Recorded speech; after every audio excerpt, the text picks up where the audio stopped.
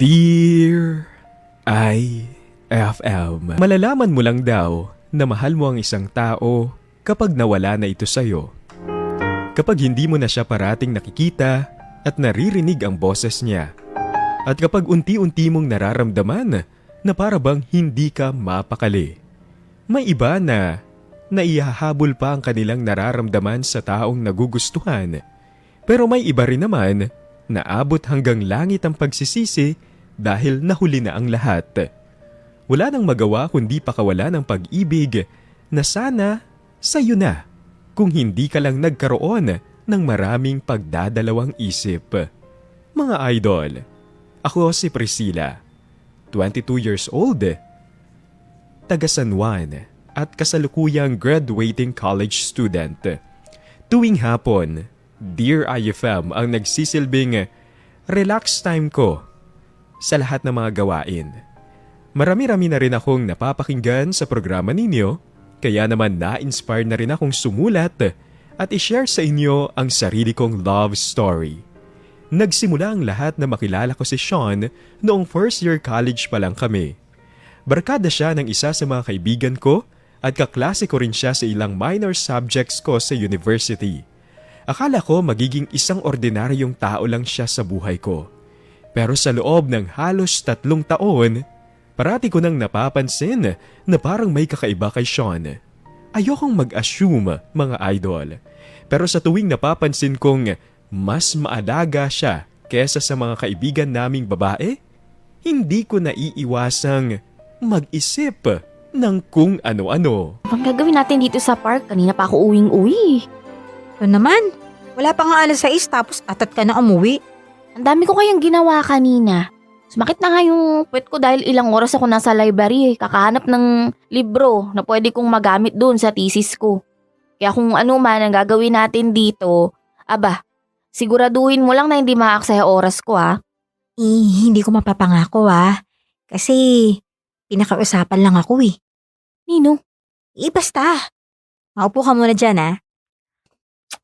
Nasaan na ba yun? Sabi niya nandito na raw siya eh. Ay. Teka nga, sino bang hinihintay natin? Tapos ang dumi pa ng upuan dito. Baka mamaya mansahan pa yung damit ko. Ay, ang arte mo naman girl. Hindi naman ganun karami no. Saka ano ka ba? Mamamansyahan man yung pantalon mo. Gumamit ka na lang ng Pride detergent. Di lang puti, kislap puti. Ay, oo na, sige na. O ano na ba? Naiinip na ako. Ayun, nandito na siya. Sino? Hi girls! Anong ginagawa mo dito? Si Sean, yung nakiusap sa akin na dalhin ka raw dito. Dito sa park. At bakit? Ewan ko. O Sean, ikaw na bahala sa best friend ko ha. Kung ano naman yung sasabihin mo, bilisan mo na. At kanina pa uwing-uwi yan. Pakihatid rin siya mamaya sa bahay nila ha. Ay, Captain. Ako nang bahala sa kanya. Okay, bye! Kita-kits na lang bukas. Bye-bye. Flowers for you. Oh, anong meron at inistorbo mo ang pagpapahinga ko sana? Alam mo ba kung gaano ako kapagod ngayon? Pasensya na, Priscilla. Ilang araw na kasing busy ka kaya hindi ko to masingit eh. Kaya ayun, pinilit ko na lang ngayon. Buti at pumayag si Claire na tulungan ako. O sa ano na nga? Bakit mo ba ako pinapunta dito? At pakibilisan ha, please lang. Uy, ano na? Kapag hindi ka pa nagsalita sa susunod na 3 segundo lalayasan Mahal kita. kita. Ano ka mo? Mahal kita, Priscilla. Magmula ng first year college pa lang tayo hanggang ngayong graduating na tayo. 3 taon na kitang mahal at 3 taon na rin akong naghihintay ng tamang panahon para sabihin sa'yo to. Mahal kita, Priscilla. Ay, naku, kalokohan. Hindi to kalokohan, seryoso ako. Alam kong matagal mo nang nararamdaman yan dahil sinasadya kong iparamdam sa'yo yun. Pero na-realize ko na hindi lang ako dapat nagpaparamdam. Mas maganda kung sasabihin ko sa'yo mismo ang totoong nararamdaman ko. Eh, ewan ko sa'yo. Maniwala ka sa akin, Priscilla. Mahal na mahal kita. At kung papayagan mo akong ligawan ka, papatunayan ko sa'yo na wala akong ibang babaeng minahal, kundi ikaw lang. Mga idol, noong mga panahon na yon, Wala pa talaga sa isip ko ang pumasok sa relasyon. Masyado ako nakatutok sa pag-aaral ko kaya walang akong oras sa pag-ibig. Marami nga nagsasabi na para raw may nakatatak sa noo ko na nagsasabing, bawal ligawan, nakakamatay. Dahil ni isang beses, hindi raw ako nakipaglapit sa isang lalaki. To be honest, sinasadya kong maging ganon ang tingin nila sa akin. Yung tipo ng babaeng hindi mo pwedeng guluhin ang buhay dahil may goal na gustong abutin. Pero sa lahat ng nagbalak magpalipad hangin sa akin, si Sean ang buong tapang na itinalo ng bakod na itinayo ko sa pagitan ko at ng mga lalaki. Kahit pa sinabi ko sa kanyang hindi ako nagpapaligaw, nagdesisyon siyang mag-isa. Wala siyang pakialam kahit halos araw-araw ko siyang sinusungitan. Mapansin ko lang ang kanyang presensya. Sakit na ng ulo ko sa nire-review ko ngayon. Uy, Claire! Alam mo, kaya tayo nandito sa library para mag-review. Wala ka na namang inatupag dyan kundi ang cellphone mo. Sino ba kachat mo? Si Sean. May pinag-uusapan lang kami. Si Sean.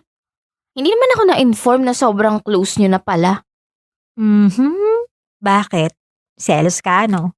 Asa, kung gusto mo, sa'yo na yun. Wala man akong pakialam dun eh. Sus, tulad ng bibig, kabing ng dibdib. Ayaw ko sa'yo, nakakairita yung boses mo ang pangit. Sus! Hoy, friend. Kunwari ka pang aayaw-ayaw pero deep inside, kinikilig ka naman kapag nandyan na siya, di ba? Hoy, saan mo naman nakuha yan? Alam mo at mas lalong alam ni Sean na ayokong dinidikitan niya ako. Yung kahit saan na nakasunod na lang siya, parang, ewan ko dyan, parang ewan eh. And for your information, my friend, wala akong maalalang pinayagan ko siyang manligaw. We, hindi ka ba talaga kinikilig sa kanya, sa mga ginagawa niya, ganon? Hindi ako kinikilig, naiirita ako. Sus, sinungaling. Pwede wag ka maniwala. Alam mo, kung ako sa'yo, sasagutin ko na yung sesyon. Wala ka namang ibang makikitang kasing tiyag ka, kasing romantic at bait niya, no? Huwag ka nga mag-inarte dyan. Buti nga may naliligaw pa dyan sa katarayan mo eh. Hindi ako nag-iinarte. Sadyang ayoko talaga sa kanya. O siya. Halika na nga muna sa cafeteria, kumain na lang tayo, sungit. Ayoko, ikaw na. Hindi pa ako tapos sa ginagawa ko. Hoy, Priscilla ha. Alam kong gusto mo makagraduate with flying colors, pero baka naman sa ginagawa mong yan, magkasakit ka na nang wala sa oras. Kumalis ka na, kakain na tayo. Ikaw na nga lang, kulit naman ito. Hindi pa nga ako gutom. Anong hindi gutom? Kanina ko pa naririnig yung tiyan mo nagbabibrate. For sure, nagarambulan na yung mga laman ng tiyan mo. Kaya tumayo ka na nga dyan. Awat na muna dyan, kumain na tayo. Tara na, sige na, huwag ka na maarte. Ayan, una, sige na, ito na ho.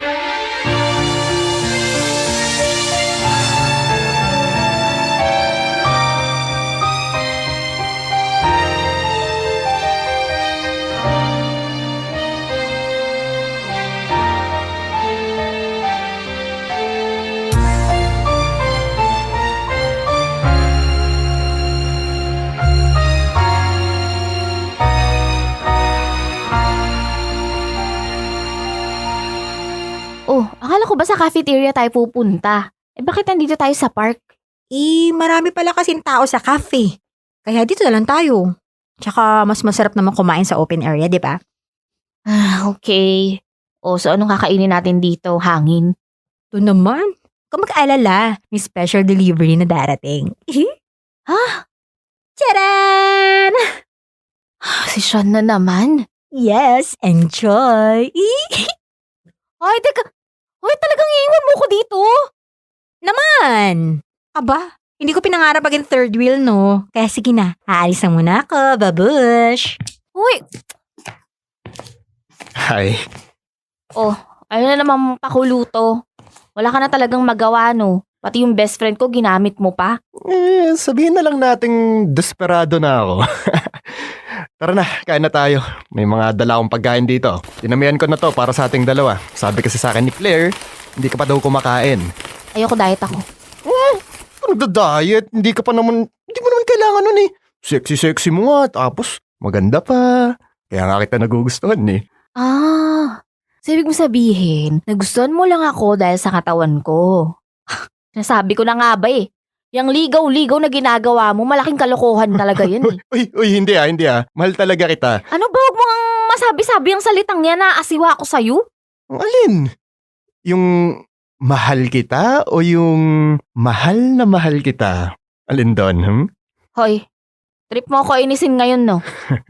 Tsaka teka nga, sino ba kasing nagsabi sa'yo na pwede mo akong ligawan? Sa pagkakaalala ko kasi hindi naman ako pumayag, kaya bakit ginagawa mo pa rin to? Ang tawag doon, pagkukusang loob. Ganun din naman yun eh. Magtsatsaga ako na makuha ang matamis mong oo. Pwede pues, ngayon pa lang sinasabi ko na sa'yo na busted ka na. In fairness naman kay Sean, A for effort sa panliligaw ko no sa akin. Kahit pa ilang beses ko na siyang sinusungitan at pinagtatabuyan, pilit pa rin niyang nilalapit ang sarili niya sa akin. Nanliligaw kahit hindi ko naman pinayagan. Nagpapasikat kahit wala naman akong pakialam sa kanya. Kahit ako na muna yung gumawa ng paper natin ha. Basta magpahinga ka muna ngayong gabi. Okay na ako, no? Hindi lang ako pinapasok ni Mama dahil baka raw mabinat ako, pero okay na ako, magaling na ako. Sigurado ka? Oo. Kaya i-chat mo na lang sa akin yung mga kailangan ko i-research, ha? Nakakaburyong na kasi dito sa bahay. Wala akong magawa. Eh sige, ikaw bahala. Send ko sa'yo mamaya pag uwi ko sa bahay ha. Okay. Teka, sino nga palang kasabay mo pa uwi? Ay di ako lang. Sino pa ba? Sure ka? Walang maghahatid sa'yo? Wala. Strong independent woman yata to, no? Kaya ko sarili ko. Sige na, pahinga ka na lang muna. Hintayin mo na lang yung mga sisend ko sa'yo mamaya. Okay, sige. Ingat pag-uwi, ha? Bye. Bye! Ayusin ko na nga itong gamit ko para makabiyahe na ako. Uwi ka na? Parang kang multo na bigla na lang sumusulpot eh.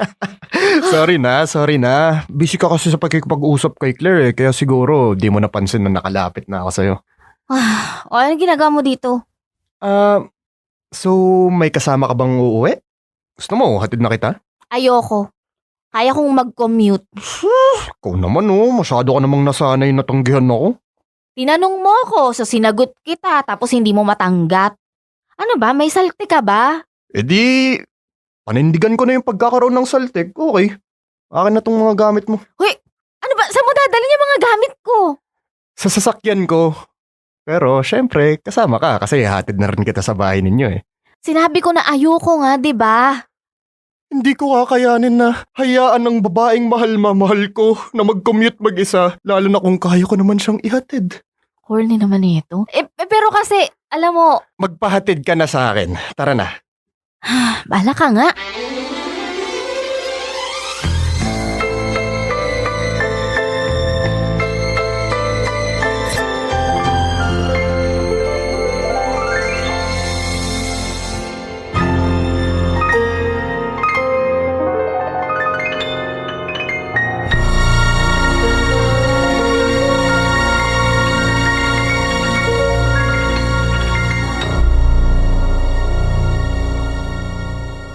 Oh, sige na, nandito na tayo sa bahay namin. Okay na ako.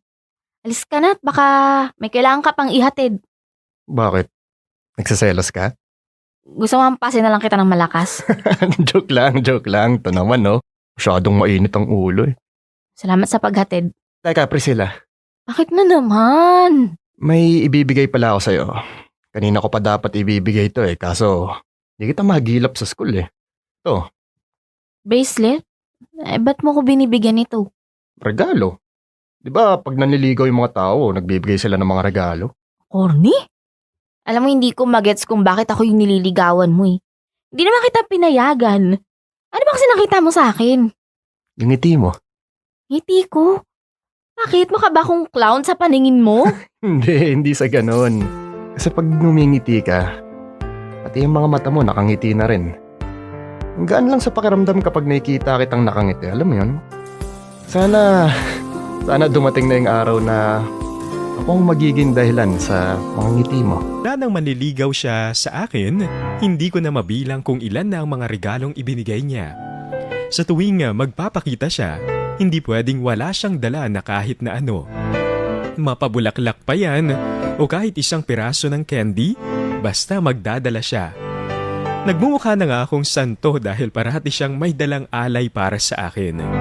May mga nanligaw na rin naman sa akin noong high school. Pero si Sean ang namumuhod-tangi sa lahat. Siya ang pinakamabait at pinakatapat sa nararamdaman niya.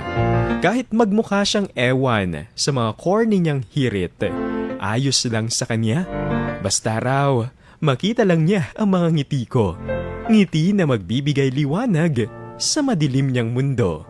Ang corny, di ba? Idol, habang tumatagal, para bang nakasanayan ko nang parating nagpapakita sa akin si Sean. Pakiramdam ko nga may lahing psychic yon dahil nalalaman niya kung nasaan ako. Kaya nga minsan, hindi ko magawang makapagtago dahil malalaman at malalaman din niya. Sa paglipas ng mga linggo, naramdaman ko na parang unti-unting lumalambot ang puso ko kay Sean. Hindi ko nagugustuhan ang pakiramdam na yun. Pero sabi nga nila, kapag puso na ang nagdikta, wala ka nang magagawa kundi ang sumunod na lang. Priscilla! Hi, Sean! Happy birthday! Gift ko pala para sa'yo. Salamat nag-abala ka pa sa regalo. Nasan nga pala si Claire? Ayun, biglang sumakit yung tiyan kaya hindi na raw makakapunta. Sayang naman. Halika, pasok ka sa loob. Hindi na. Pumunta lang ako para iabot yung regalo ko tsaka para batiin ka. Sige, alis na ako. Teka lang. Sayang naman yung effort mong pumunta rito tapos alis ka lang din agad. Kumain ka muna dun. Hindi na nga, kasi... Halika na. Masarap magluto ang mama ko kaya siguradong magugustuhan mo ang handa ko. Tara. Sige na nga. Sean! Ay, abay, dito ka na pala. Ano ba ginagawa mo rito? Nasa loob ang party mo. May importanteng bisita lang dumating.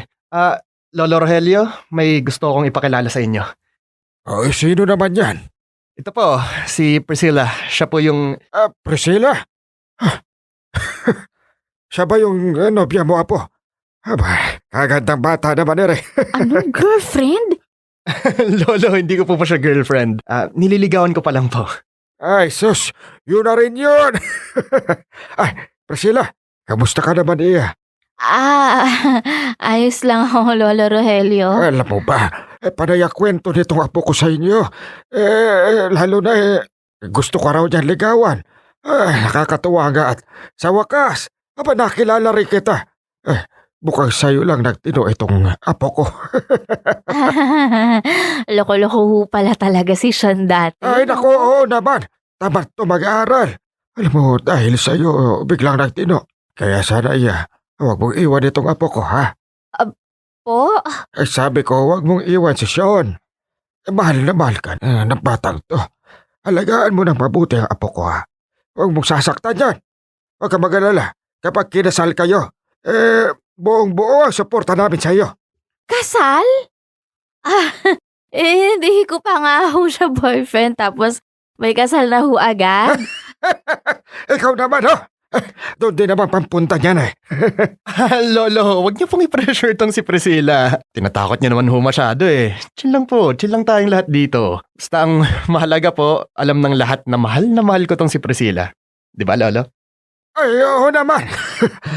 Priscilla po, halika na, kumain ka na muna sa loob. Masarap magluto ang anak ko. Sigurado mabubusog ka. Tara na! Sige ho.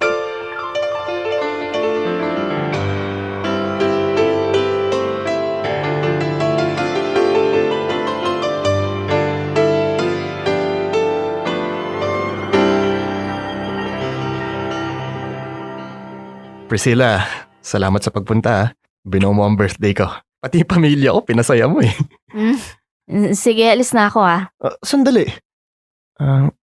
Galit ka ba? Ano sa tingin mo? Magtatatalon ako sa tuwa sa mga nangyari sa loob? Halos yung buong angkan mo nakala na girlfriend mo ko. Tapos tuwang-tuwa ka pa? Ano ka ba naman? Nagbibiro lang ang mga yun. Masyado mo namang sineryoso Paano kung hindi siseryosohin? Wala na akong ibang narinig kundi girlfriend. Huwag kitang saktan, mga ganyan, kung ano-ano pa. And besides, pinayagan ba kitang manligaw?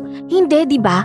Kaya please lang, huwag mong gamitin ang pamilya mo para lang mapasagot mo ko. Yun ang agenda mo, di ba? Kaya mo ko in-invite dito? In-invite kita dahil gusto kitang makasama sa araw ng birthday ko, okay? Di ba pwedeng kahit isang araw lang wag mo akong itaboy palayo? Ayoko ng ganito eh. Hindi ko gusto yung klase ng panliligaw mo. Ayoko nang dinidikitan ako. Ayoko nang sinusundan ako kahit saan. At mas lalong ayokong sinasabi sa buong mundo na mahal ako. Ayoko ng ganong atensyon. Lahat naman ng babae yun ang gusto eh. Siguro nga, o di kaya ayoko ng mga ganong bagay, dahil ayoko lang talaga sa'yo. Kaya please lang tigilan mo na ako. Uulitin ko ayoko sa'yo. Nakakaintindi ka naman ng Tagalog, di ba? Ang ganda ng isa pang regalo mo sa akin Pero ayos lang, ramdam ko naman na talagang ayaw mo sa akin eh. Ako lang tong mapilit kaya sige, tatanggapin ko na yung pagkakabasted ko sa'yo. Yun ang gusto mo bibigay ko yun sa'yo. Yun ang unang pagkakataon na nakita kong seryoso si Sean. Hindi nakaligtas sa akin nang makita ko sa mga mata niya ang sakit na dulot ko. Hindi ko alam kung bakit pero nasaktan din ako sa nangyari. Pero dahil ma-pride akong tao at gusto kong panindigan na hindi ko magugustuhan si Sean, binaliwala ko ang nararamdaman kong iyon. Sa mga sumunod na araw, walang Sean ang nangulit sa akin. Hindi rin siya nagchat-chat ng kung ano-ano sa akin. Sa tuwing nagkakasalubong kami sa campus, parating diretso lang ang tingin niya at nilalampasan na ako. Sa isang iglap, tumahimik ang mundo ko. Mga idol, dapat masaya ako dahil sa wakas, wala na ring mangungulit sa akin. Walang parang asong panayang buntot sa akin. Kaya lang, hindi ako mapakali sa katahimikan na yon. Parang may kulang. At nang malaman kong may bago nang nililigawan si Sean sa hindi malamang dahilan, mas lalong hindi mapakali ang puso ko. Ano kayang masarap dito? Hirap mag-decide Oh, ikaw Priscilla. Ano bang gusto mo? Shh. Uy! Ano yan? Ay! Ano bang nangyayari sa'yo? Alam mo kanina ka pa Sino bang hinahanap mo rito? Halos mabali na yung leeg mo kakalingon sa kaliwat kanan, no? Wala. May tinitingnan lang. Ano nga ulit yung in-order mo? Sarap ba yun? Lokaret, wala pa nga akong in-order, no? Ano, sino ba kasi talaga yung hinahanap mo? O baka naman may hinihintay ka? Wala. Tinitingnan ko lang yung paligid ng resto. Talaga? Okay naman ng... Teka, sina Sean at Camille yun ito pala yung sinasabi niya na kakainan nila.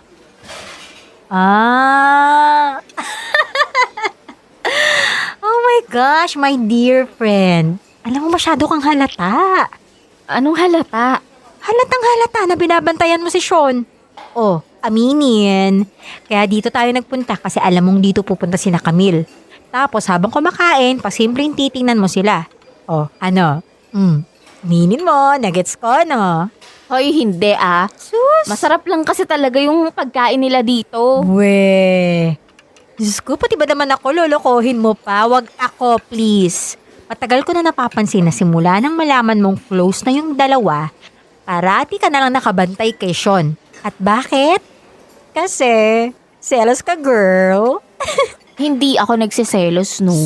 Sadyang malisyosa lang talaga yung utak mo. Hoy, gusto mo buhusan kita dyan ng tubig para magising ka? Bakit kasi hindi ka nalang magsabi ng totoo na deep inside your heart nagsiselos ka? Bakit naman ako magsiselos? Kasi nga may iba nang pinaglalaanan si Sean ng oras niya. Na dati, halos sayo lang. At higit sa lahat, nagsisisi ka na binasted mo siya. Kasi ang totoo naman talaga, gusto mo rin siya. O ka lang sa pagiging pakipot kasi. Ewan ko sa'yo. Hindi talaga aaminin Kahit mamagayang uso mo ngayon, promise? Okay, fine. Sige na, aaminin ko na. Okay, medyo nagsisisi ako na binasted ko si Sean. Pero hindi ako nagsiselos kay Camille, no? Concern lang ako. Baka kasi hindi naman siya seryoso. Ano naman pakialam mo sa kanila? Diba dapat deadma ka na lang? Uulitin ko. Concern ako kay Sean. Ayoko mapunta lang siya sa kung kaninong babae lang no, mabuting tao kaya siya. Isang mabuting tao na sinayang mo. Kasi ubod ka ng kaartehan. Masyadong pakipot, girl. Kaya hayan tuloy, nagsisisi ka. Nangihinayang na kung sana may pakototoo ka, sana rin kayo na. Ikaw pa rin sana yung iningitaan ni Sean ngayon. Ikaw sana yung kasama niyang mag-dinner. At ikaw sana yung mahal niya. Shh! Ang ingay mo! Sige na. Kailangan natin kumain para matapalan yung bibig mo ng pagkain. Ay, hindi matanggap na tama ako, no? O pues, manigas ka dyan. Nasa iyo na kasi, pinakawalan mo pa. Maglaway at mainggit ka ngayon. Alam ko naman na maski kayo, hindi naniniwala sa mga sinabi ko dahil kahit ako mismo, duda sa sarili ko. Magkaiba ang sinasabi ng puso at isip ko. Sabi ni puso, mahal ko na si Sean. At hindi ko lang maamin sa sarili ko. Sabi naman ang isip ko, hindi naman yun pagmamahal. Sadyang nakasanayan ko lang na parati ko siyang kasama. Naguluhan ako bigla. Hindi ko alam kung dapat ko bang i-entertain ang nararamdaman ko o wag na lang. Pero natatakot ako na baka mas lalo pang mahuli ang lahat. Na baka tuluyan na ngang mawala sa buhay ko si Sean. Dahil aaminin ko, siya na ang pinakamatinong lalaking nakilala ko. Hi. So, may kasama ka? Wala. Hindi kasi nakapasok si Claire ngayon eh. May sore eyes. Talaga? Si Camilo rin eh. Uso siguro yun ngayon dahil summer. Oo nga eh. Upo ka. O nga pala. Salamat. So, kumusta naman kayo ni Camille?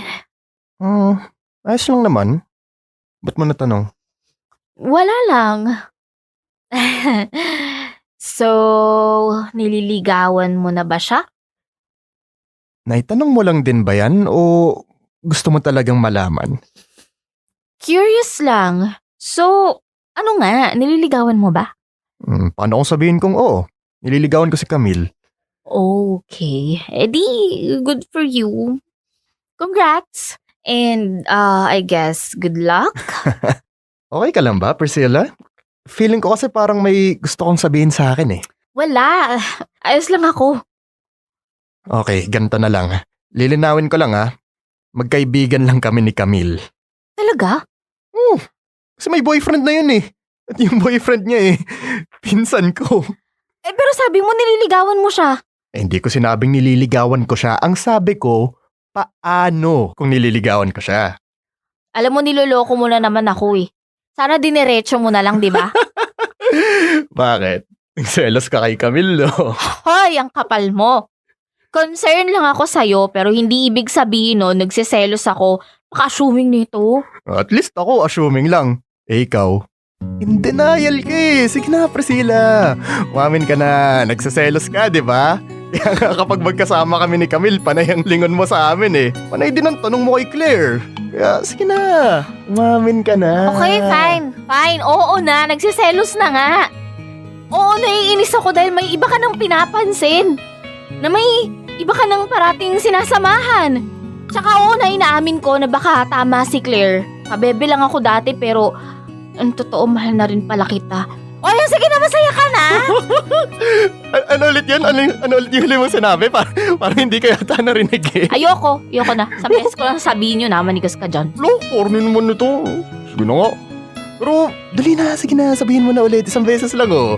Ako nga, ilang beses ko nung sinabi sa'yo na mahal kita. Tapos, ikaw, isang beses ko lang pinapaulit.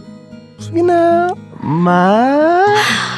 Sabi ko, mahal na rin pala kita. Yun! At ngayon ko lang na-realize yun kasi nakaramdam ako ng takot na baka may iba ka nang mahal eh. Na baka masyado na pala akong huli para malaman yung totoong nararamdaman ko para sa'yo. Okay na? Sabi ko na nga ba mahal mo rin ako sabi na Ay, tuwa naman talaga siya. Siyempre, hindi napunta sa wala ang panliligaw ko sa'yo noon kasi mahal mo na rin ako Isa pa nga, pakiulit nga ulit. Ayoko na, ayoko. Wala, sige na! Pero, alam ka na, gusto mo English naman? Wala, manigas ka dyan. Sige no! Please, ulitin mo lang Pero in English? Ayoko. I love... Oh, na, sige na. I love you. Love you too. Idol, ila